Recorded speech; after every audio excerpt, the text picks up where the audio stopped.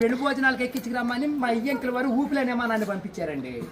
విమానానికి ఊరు చివరికి వచ్చాక ఊపి ఎక్కిపోయి కృష్ణానదిలో పడిపోయింది. నేను వచ్చి మీ బజార్లో పడిపోయింది. ఇవాళ ఛార్జీకి మీరు 500-600 ఇచ్చారంటే ఛార్జీ డబ్బులు పెట్టుకొని వెళ్ళి కాకినాడ వెళ్ళి కాఫీ తాగి అక్కడ మీ పేరు పేపర్లు వేసేస్తారు. ఈసారి గారు ఇప్పుడు రాబోయే కాలానికి కాబోయే సీఎం గారు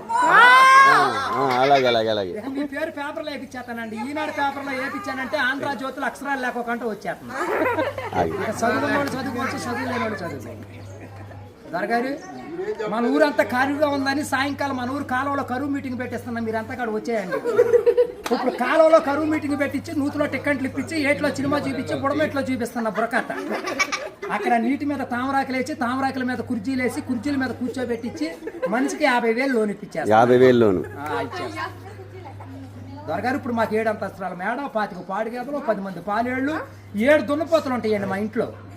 పొద్దున్నే లెగితే పాడిగేదలు పాలన్నీ పిండేసి పాలేళ్ళ పోసేస్తాం. దున్నపోతులు పాలు మా ఇంట్లో వాళ్ళకి ఎగజూరే కానీ ఎగజూరు ఉండదు. గురువుగారు మాకు ఎగసాయం ఏమైనా తక్కువ ఉందనుకున్నారా? ఏట్లో 700 ఎకరాలు మాదేనండి. సముద్రంలో సగం మాట ఉంది. పల్లాలో 25 ఎకరాలు ఉంటే విజయవాడ కృష్ణానదిలో బ్యారేజ్ కట్టే పక్కన 55 ఎకరాలు నా పేరునే ఉందండి. నేను ఆటలు ఏమేమి పండిస్తున్నాను అనుకున్నారు?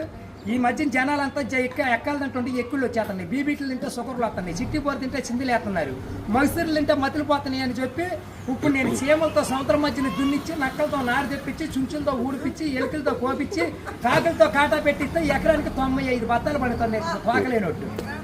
మీకు ఏమన్నా కావాలంటే చెప్పండి, సాయంకాలం ఆఫీస్ కాడికి వస్తాను, ఒక లారీలో ఒకటి మీ ఇంటికాడ పంపించాను.